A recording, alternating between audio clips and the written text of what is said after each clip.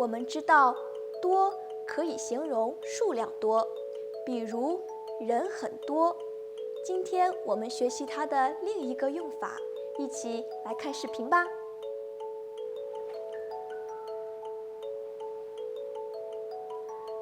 阳光，我肚子疼，我去医院看看。现在吗？我和你一起去吧。不用，有时间你多准备准备明天的考试，我可以自己去。也行，还好医院不远。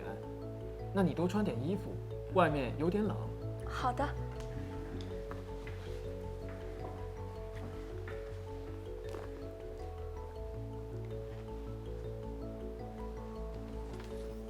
你回来了，医生怎么说？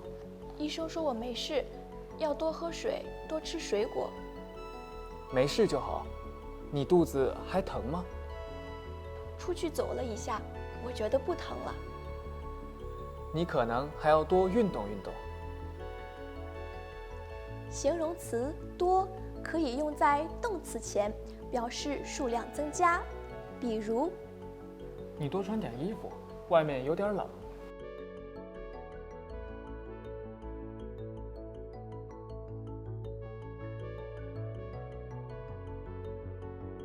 医生说我没事，要多喝水，多吃水果。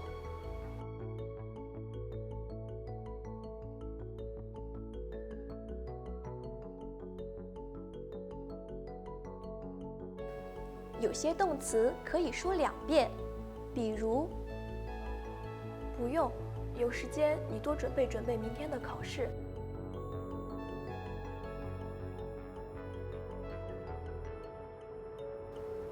大家明白了吗？